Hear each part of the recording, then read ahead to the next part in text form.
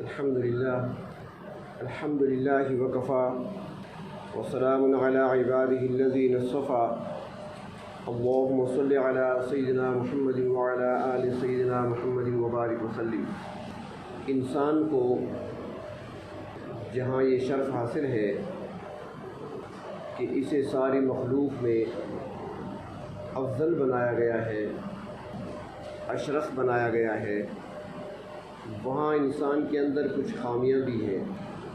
اور انہی خامیوں کی بنا پر انسان سے بھول بھی ہو جاتی ہے، غلطی بھی ہو جاتی ہے، نادانی بھی کر بیٹھتا ہے، اور اپنے پروردگار کی نافرمانی بھی اس سے سرزد ہو جاتی ہے۔ تو ایسے موقعوں پر پروردگار عالم نے اپنے بندوں کو مایوس ہونے سے بچایا ہے کہ اگر تم سے غلطیاں ہو جائیں، کوتاہی ہو جائے، نادانی کی وجہ سے میری نافرمانی کر بیٹھو تو مایوس نہیں ہونا، اس لیے کہ جو تمہارے پروردگار ہیں وہ انتہائی تم پر مہربان ہیں، وہ انتہائی شفقت رکھنے والے ہیں، اور اس کی رحمت کا سمندر ہر وقت ٹھاٹھے مارتا ہوا نظر آئے گا۔ تو ایک طرف تو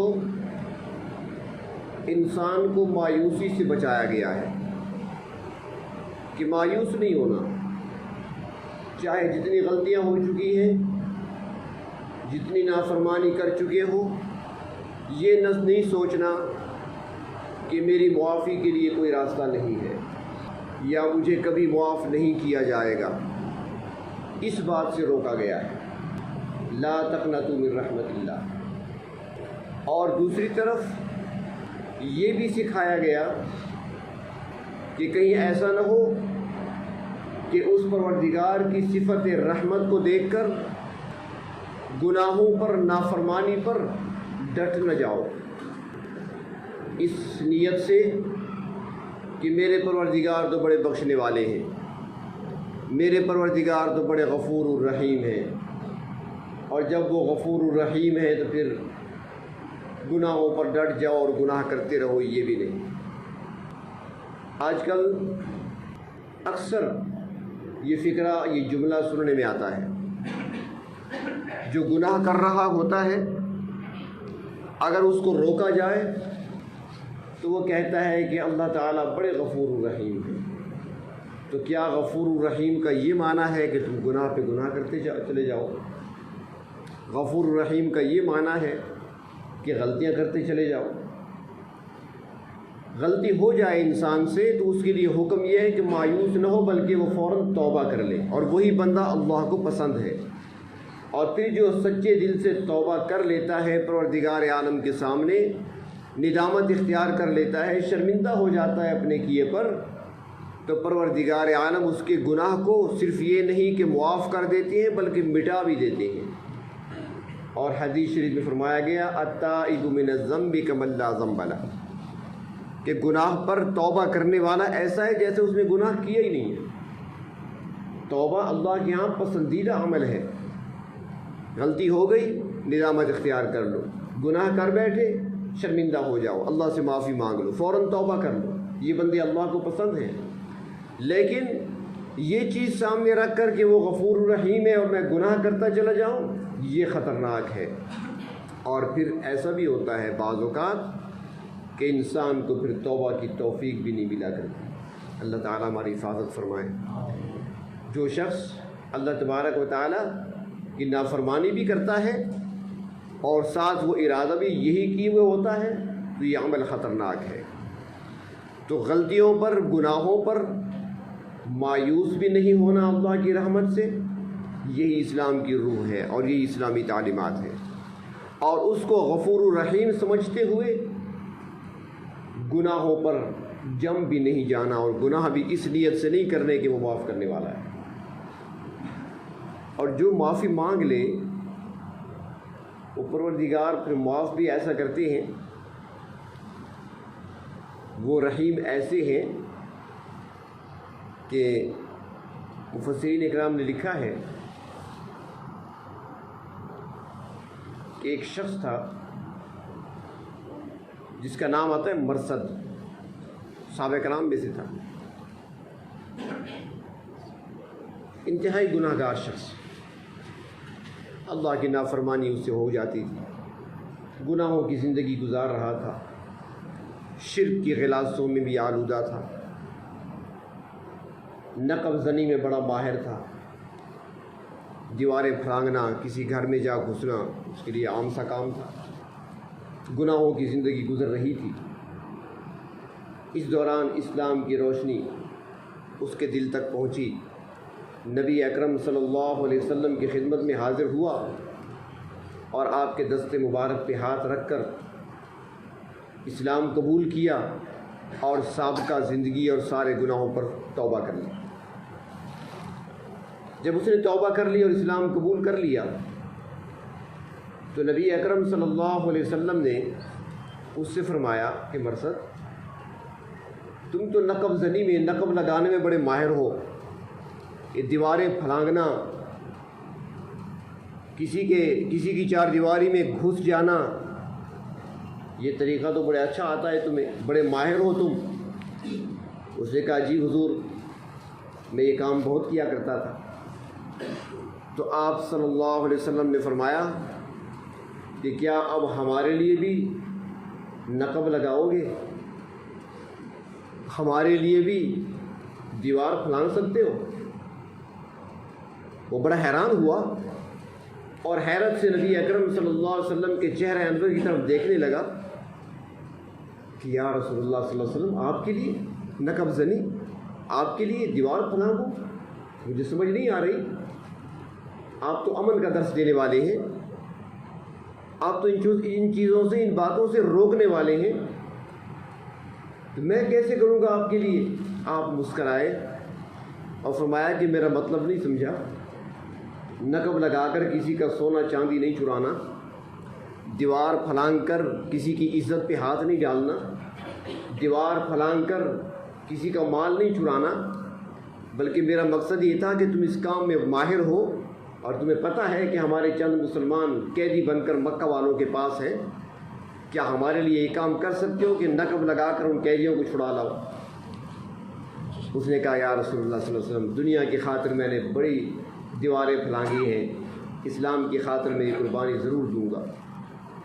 چنانچہ وہ مکہ مکرمہ آیا، مدینہ منورہ سے مکہ مکرمہ پہنچا تو وہاں ایک شام ایک رات وہ ایک گلی سے گزر رہا تھا تو سامنے سے ایک عورت آ رہی، اور یہ وہ عورت تھی جس کے ساتھ اس کا تعلق تھا، محبت کا تعلق تھا۔ تشریح کرنے کی ضرورت نہیں، موبائل کا زمانہ ہے، سارے جانتے ہیں، آج تو یہ کام سارا ہو رہا ہے، بستر میں بھی ہو رہا ہے، واش روم میں بیٹھے تو وہاں بھی ہو رہا ہے، موبائل سیٹ تو ساتھ ہی ہے نا جی، میسج آ رہے ہیں، سب کچھ ہو رہا ہے۔ وہ زمانہ تو اس طرح کے پیغامات بھیجنے کا اور وصول کرنے کا نہیں تھا۔ تو وہ خاتون سامنے سے آ رہی ہے، گو کہ تھوڑا اندھیرا تھا، مگر وہ چال اور قدموں کے اٹھنے کے انداز سے پہچان گئی کہ آنے والا مرثد ہے، اور مرثد بھی دور سے اس کی خوشبو سے پہچان گیا کہ فلاں عورت ہے۔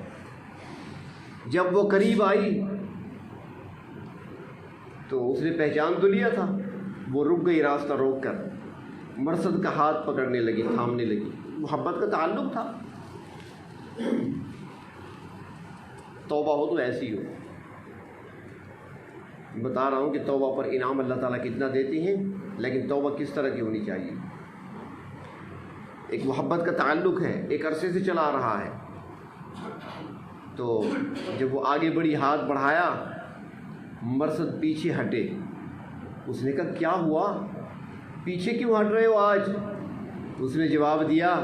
کہ وہیں پر رک جا، اب میرا یہ ہاتھ محمد کے ہاتھ پہ آ چکا ہے، اب اس سے گناہ نہیں ہو سکتا،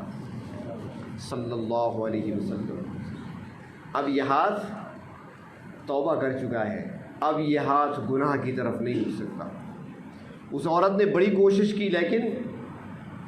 یہ اس کے قابو میں نہیں آیا۔ تو عورت تھی، اس نے دیکھا، اپنی محبت کو ناکام ہوتے دیکھا، اس نے شور مچا دیا، کہ لوگوں یہی وہ مرصد ہے، میرے سامنے اس وقت کھڑا ہے، فلاں گلی میں ہے، یہی قیدیوں کو چھڑا کر لے جانے والا ہے۔ چنانچہ لوگ اس کے پیچھے دوڑے اور یہ بھی نکل آیا، بھاگ کر مدینے پہنچا، نبی اکرم صلی اللہ علیہ وسلم کی خدمت میں حاضر ہوا اور آ کر سارا واقعہ سنایا کہ ایسے واقعہ پیش آیا، اور اس کے بعد کہنے لگا یا رسول اللہ صلی اللہ علیہ وسلم، ٹھیک ہے میں اپنی عزت کو بچا کر واپس آیا ہوں، جو عہد کیا تھا آپ کے دست مبارک پر ہاتھ رکھ کر جو عہد کیا تھا اس کو نبھانے کی کوشش کی ہے، میں گناہ کی طرف نہیں گیا، میرا ہاتھ گناہ کی طرف نہیں اٹھا، لیکن اللہ کے محبوب مجھے اس عورت سے شدید محبت ہے، میں اس سے نکاح کرنا چاہتا ہوں، اس کی اجازت تو دے دیجیے۔ اللہ کے رسول خاموش ہیں۔ ابھی اللہ کے رسول خاموش تھے کہ پروردگار عالم نے جبریل امین کو بھیج دیا کہ جا کر مرصد کو سنا دو،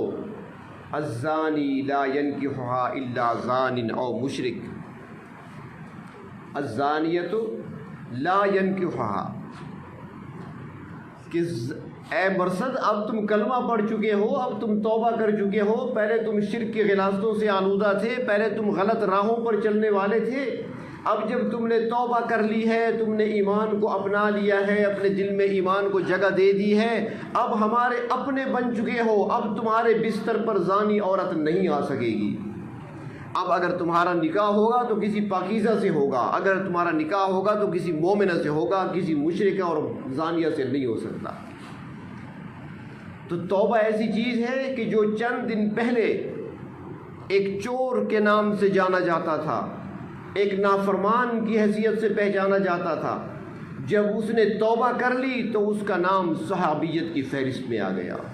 آج بھی جب نام لیا جاتا ہے تو رضی اللہ عنہ ساتھ کہا جاتا ہے۔ توبہ سے موقع نہیں ہے کہ میں تفصیل عرض کروں کہ کیسے لوگوں نے اللہ کی بارگاہ میں ندامت کا راستہ اختیار کیا، اپنے گناہوں پر شرمندگی کا اظہار کیا، اللہ سے معافی مانگی سچے دل سے،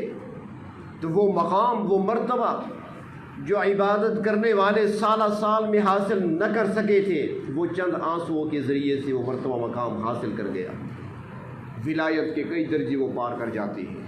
کئی سیڑھیاں چڑھ جاتی ہیں توبہ کے ذریعے سے۔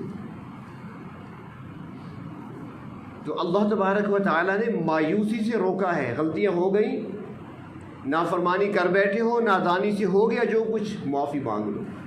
توبہ کر لو، میں تمہاری توبہ قبول کرنے کے لیے نہ صرف یہ کہ تیار ہوں بلکہ تمہارے انتظار میں ہوں۔ اللہ تبارک و تعالیٰ اپنے بندے کا انتظار کرتے ہیں، کب میرا بندہ تھک کر آئے گا میرے پاس، کب یہ معافی مانگنے کے لیے آئے گا، کب یہ میرے سامنے بیٹھ کر توبہ کرے گا، کب یہ دو آنسو میرے سامنے گرائے گا۔ اللہ تبارک و تعالیٰ بندوں کا انتظار کرتے ہیں، نوازتے بھی ہیں، جیسے میں نے عرض کیا نا کہ لمحوں میں وہ مقام حاصل کر لیتی ہیں توبہ کرنے والے، کہ جو مقام عبادت اور ریاضت کرنے والے شاید کہ سالوں میں حاصل نہیں کر پاتے۔ علماء نے لکھا ہے حضرت موسیٰ علیہ السلام کے زمانے میں قحط پڑا، بارش نہیں ہو رہی تھی، پانی کا فقدان، تالاب خشک ہو گئے، پانی نہیں مل رہا تھا تو کھیتیاں خشک ہو گئیں، باغات ویران ہو گئے، جنگل کی شکل اختیار کر لی، جانور پیاسے، جانور بھوکے، گھاس نہیں ہے، ان کے لیے چارہ نہیں ہے، انسانوں کے لیے غلہ نہیں، پریشان ہے۔ چنانچہ حضرت موسیٰ علیہ السلام کے پاس آ گئے لوگ، اللہ کے نبی ساری مخلوق پریشان ہے، بارش نہیں ہو رہی، پیاسے ہیں، ساری مخلوق پیاسی ہے، اللہ تعالیٰ سے درخواست کریں کہ بارش آئے، باران رحمت نازل ہو، زمین سیراب ہو، کھیتیاں آباد ہوں، باغات پھل لائیں، ہمارے جانوروں کے جسم میں جان آئے۔ حضرت موسیٰ علیہ السلام نے فرمایا کہ ٹھیک ہے، کل صبح سارے چلو فلاں جگہ فلاں میدان میں اکٹھے ہو جاؤ۔ چنانچہ اگلا دن آیا، پوری قوم، چھوٹے بڑے، جوان، مرد، عورت، بوڑھے، سارے وہاں جمع ہو گئے۔ حضرت موسیٰ علیہ السلام بھی پہنچ گئے۔ خوب گڑ گڑائے اللہ کے سامنے، خوب معافی مانگی، خوب روئے، اللہ سے دعائیں مانگی، عاجزی کے سارے سے سوال کرتے رہے۔ دن گزر گیا، کئی گھنٹے اللہ کے نبی حضرت موسیٰ علیہ السلام دعا کرا رہے ہیں، پوری قوم ساتھ ہے۔ شام ہو گئی، بارش نہیں آئی۔ بارش کے لیے 3 دن جانا پڑتا ہے، ایک دن بارش آ گئی تو ٹھیک، ورنہ دوسرے دن پھر جاؤ۔ بارش نہیں آئی تو تیسرے دن پھر جاؤ، اور اگر تیسرے دن بھی نہیں آئے تو بس پھر رک جاؤ۔ چنانچہ دوسرے دن پھر وہاں جمع ہوئے سارے، پھر روتے رہے، مانگتے رہے، بارش نہیں آئی۔ تیسرا دن ہو گیا، پھر سارے جمع ہوئے، خوب مانگ رہے ہیں، سوال کر رہے ہیں، اللہ کے سامنے گڑ گڑا رہے ہیں، اللہ کے نبی موجود ہیں، حضرت موسیٰ علیہ السلام دعا کرا رہے ہیں، بادل کا نام و نشان تک نہیں۔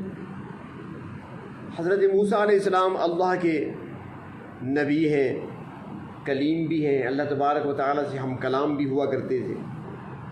تو وہیں پر حضرت موسیٰ علیہ السلام پروردگار عالم کی بارگاہ میں عرض کرتے ہیں، میرے پروردگار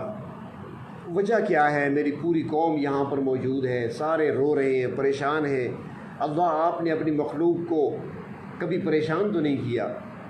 اللہ آپ تو مخلوق کی دعائیں قبول کرنے والے ہیں، اور میں آپ کا کلیم ہوں اور آپ کا نبی ہوں، میں بھی دعا کر رہا ہوں، میری پوری امت دعا پہ لگی ہوئی ہے، مشغول ہے، بارش نہیں آ رہی، اللہ ماجرا کیا ہے؟ پروردگار عالم کی طرف سے کہا گیا، میرے پیغمبر اے موسیٰ،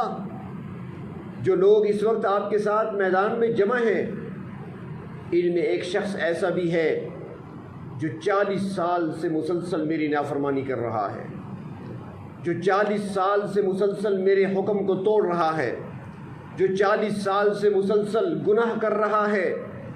اور اس کا گناہ اتنا بھاری اور بڑا ہے کہ اس کے گناہ کی نحوست سے بارش رکی ہوئی ہے، اگر بارش چاہیے تو اس کو یہاں سے نکال دیں، جب وہ اس مجمع سے نکل جائے گا، لوگوں میں سے نکل جائے گا تو میں بارش بھیج دوں گا۔ حضرت موسیٰ علیہ السلام نے فرمایا، اللہ میں کیسے نکالوں؟ فرمایا اونچے ٹیلے پر کھڑے ہو جائیں، مجمع چونکہ کافی ہے، اونچے ٹیلے پہ کھڑے ہو کر آپ اعلان کر دیں، کہہ دیں ان سے جو ایسا ہے، ہر شخص اپنے گریبان میں جھانکے، ہر شخص جانتا ہے کہ میں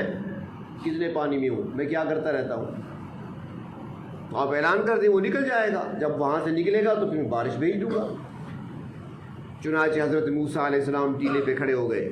قوم کے سامنے کھڑے ہیں، پوری قوم متوجہ ہے، قوم سے مخاطب ہو کر کہنے لگے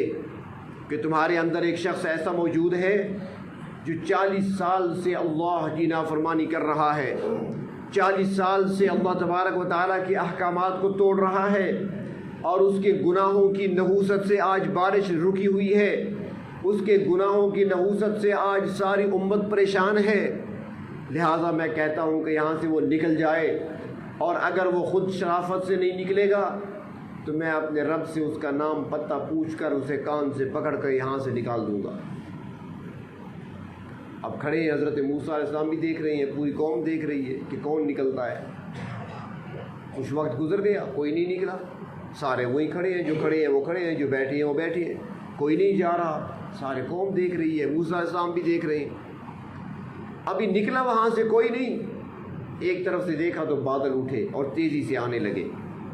اور پھر گھٹائیں آئیں، چھا گئیں ہر طرف، بادل چھا گئے، اور پھر بارش برسنا شروع ہو گئی۔ حضرت موسیٰ علیہ السلام عرض کرتے ہیں، میرے پروردگار آپ سچے ہیں، آپ کا ہر قول بھی سچا ہے، آپ نے تو فرمایا کہ اس امت میں، اس قوم میں، ان لوگوں میں ایسا شخص موجود ہے جس کے گناہ کی وجہ سے بارش رکی ہوئی ہے، جب تک وہ یہاں سے نکلے گا نہیں بارش نہیں آئے گی۔ اللہ میں تو مسلسل دیکھ رہا ہوں، یہاں سے تو کوئی نہیں نکلا، یہاں سے تو کوئی نہیں گیا، اور بارش بھی آ گئی، اللہ ماجرا کیا ہے؟ اللہ تبارک و تعالیٰ نے فرمایا، میرے موسیٰ جو بات میں نے بتائی تھی بات تو وہی تھی، لیکن آپ کے اعلان کرنے کے بعد اس شخص نے، اس گناہ گار نے ڈائریکٹ مجھ سے رابطہ کر لیا، مجھ سے تار جوڑ لیا، اپنے گریبان میں جھانکا، نیچے دیکھا، سر جھکا کر دیکھا، اور مجھے دل ہی دل میں پکارا، میرے پروردگار آج مجھے بچا لیجئے، میں جانتا ہوں کہ وہ 40 سال سے نافرمانی کرنے والا میں ہوں، اللہ میں جانتا ہوں، اقرار کرتا ہوں کہ 40 سال سے گناہ پہ گناہ کرنے والا میں ہوں، آپ کے حکموں کو توڑنے والا میں ہوں۔ اے میرے پروردگار 40 سال تک آپ نے پردہ ڈالے رکھا تو اب بھی پردہ ڈال دیجئے۔ اے میرے پروردگار مجھے معاف کر دیجئے۔ آج میں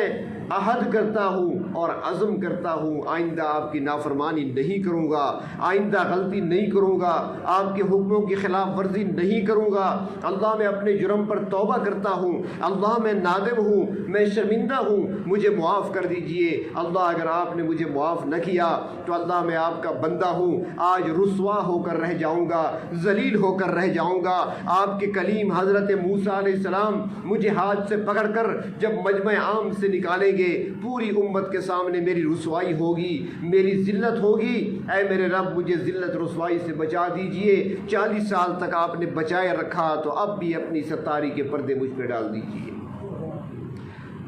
اے میرے پیغمبر موسیٰ جب اس انداز سے اس نے مجھے دل ہی دل میں پکارا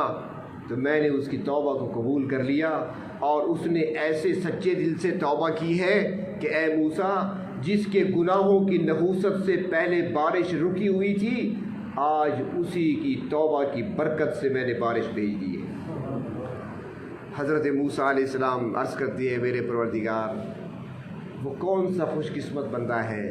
جس کی توبہ ایسی پکی ہے جو یہاں پر چند منٹوں میں قبول ہو گئی، اور ایسا بابرکت ہے کہ اس کی توبہ ایسی سچی پکی ہے کہ اس کی توبہ کی برکت سے باران رحمت بھی ہو رہی ہے۔ اے میرے پروردگار تو مجھے بھی دکھا دیجئے، بتا دیجئے، میں بھی اس کی زیارت کر لوں، میں بھی اس کو دیکھ لوں کہ بندہ کون سا ہے۔ اللہ تعالیٰ نے فرمایا میرے پیغمبر وہ 40 سال تک میری نافرمانی کرتا رہا، 40 سال تک وہ گناہ کرتا رہا، 40 سال تک وہ میرے حکموں کو توڑتا رہا، میں نے تو اس وقت بھی اس کا پردہ نہیں اٹھایا تھا، میں نے تو اس وقت بھی اس کو رسوا نہیں کیا تھا۔ اب تو میرا اپنا بن چکا ہے، اب تو وہ توبہ کر چکا ہے۔ اے میرے موسیٰ آپ کلیم ضرور ہیں، آپ میرے نبی ضرور ہیں، لیکن یہ میرا اور میرے بندے کا معاملہ ہے، میں آپ کو بھی نہیں بتاؤں گا کہ بندہ کون تھا۔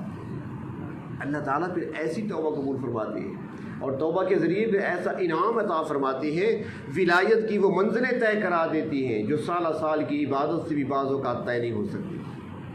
تو اللہ تبارک و تعالیٰ کو وہ بندے پسند ہیں جن سے غلطیاں ہوتی ہیں، کوتاہیاں ہوتی ہیں، نافرمانی کر بیٹھتے ہیں، اور پھر وہ نادم ہو کر شرمندہ ہو کر اللہ کے سامنے ہاتھ پھیلا کر بیٹھتے ہیں اور رب تعالیٰ کے سامنے معافی کے طلبگار ہوتے ہیں۔ اللہ تبارک و تعالیٰ کو وہ بندے بہت پسند ہیں۔ اس لیے ہمیں بھی چاہیے، غلطیاں ہم سے ہوتی ہیں، کوتاہیاں ہو جاتی ہیں، قدم قدم پہ ہوتی ہیں، صبح سے شام تک ہوتی ہیں۔ وہ کون سا گناہ ہے جو ہمارے اندر نہیں پایا جاتا؟ وہ کون سی غلطی ہے جو ہم نہیں کر رہے؟ وہ کون سا اللہ کا حکم ہے جس پر پورا ہم عمل کر رہے ہوں؟ کچھ بھی نہیں ہے، لیکن اس کے باوجود پروردگار عالم کی رحمت بارش کی طرح ہم پر برس رہی ہے۔ تو اس لیے انسان کو چاہیے کہ اپنے پروردگار کے سامنے معافی کا طلبگار بنے، اور بہتر صورت تو یہ ہے کہ انسان رات کو سونے سے پہلے چند لمحے مراقب ہو جایا کرے، مراقبہ کر لیا کرے، چند لمحوں کے لیے سونے سے پہلے بستر پہ بیٹھ کر آنکھیں بند کر کے بیٹھ جائے اور دن بھر کے کاموں کو سوچے کہ دن بھر جو اچھے کام کیے اللہ کا شکر ادا کرے، جو بھی نیکی کے کام ہوئے، نماز ہو گئی، تلاوت کر لی ہے، کچھ تسبیحات پڑھ لی ہے، کسی کے ساتھ بھلائی کر لی ہے، کسی کے ساتھ اچھائی کی ہے، کچھ صدقہ کیا ہے، تو اس پر اللہ کا شکر ادا کر لیں کہ اللہ شکر ہے آپ کا، مجھ پر یہ احسان ہوا کہ مجھ سے نیکی کے کام ہوئے، ورنہ میں خود اس قابل نہیں تھا، آپ کا احسان ہے مجھ پر۔ اور جو غلطیاں ہوئی دن بھر، جو کوتاہیاں ہوئی ہیں، اس پر اللہ کے سامنے استغفار کر لے، معافی مانگ لے، دن بھر کو سوچے۔ اگر انسان روزانہ رات کو یہ عمل کرے، نیکیوں پر، اچھائیوں پر شکر ادا کرنا، برائیوں پر، گناہوں پر معافی کا طلبگار بن جانا، اگر روزانہ یہ حساب انسان کرتا رہے تو موت کے وقت کھاتا ہلکا ہوگا، وہاں پر اتنا بوجھ نہیں ہوگا۔ اور اگر ہم نے روزانہ اپنے گناہ معاف نہ کرائے تو یہ جمع ہوتے چلے جائیں گے۔ اور پھر اللہ رب العزت تو اتنے مہربان ہے کہ اللہ تعالیٰ نے موقع بھی عطا فرمائے۔ کبھی عید الفطر کی رات آتی ہے تو لاکھوں انسانوں کی مغفرت ہوتی ہے، کبھی لیلۃ القدر عطا کر دی تو اس میں کروڑوں انسانوں کی مغفرت ہوتی ہے، رمضان کا مہینہ ہے تو ہر رات میں لاکھوں انسانوں کی مغفرت ہوتی ہے۔ شب برات آتی ہے تو لاکھوں کروڑوں انسانوں کی مغفرت ہوتی ہے۔ اللہ تعالیٰ نے موقع بھی عطا فرما دیے کہ میرے بندے میرے سامنے آئیں،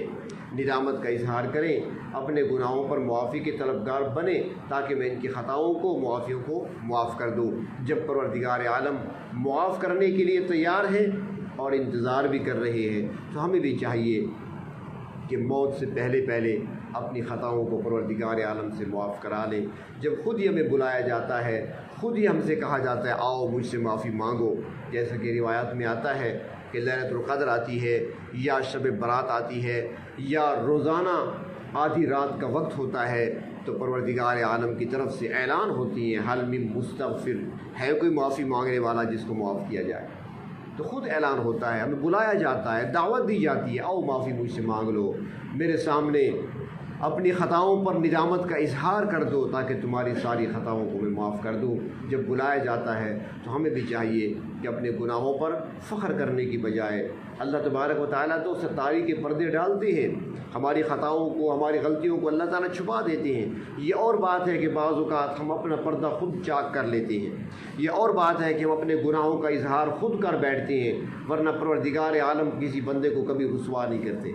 دنیا میں کبھی اسے ذلیل نہیں کرتے لوگوں کے سامنے، وہ پردے ڈالتے ہیں ستاری کے۔ تو ہمیں بھی چاہیے کہ پروردگار عالم کے ساتھ محبت کا تعلق رکھتے ہوئے، محبت کا اظہار کرتے ہوئے روزانہ کوشش کریں پروردگار عالم کو منانے کی۔ اللہ تبارک و تعالی ہمیں اپنی خطاؤں پر غلطیوں پر ندامت کے اشک بہانے کی توفیق عطا فرمائے، گناہوں پر توبہ کرنے کی توفیق عطا فرمائے۔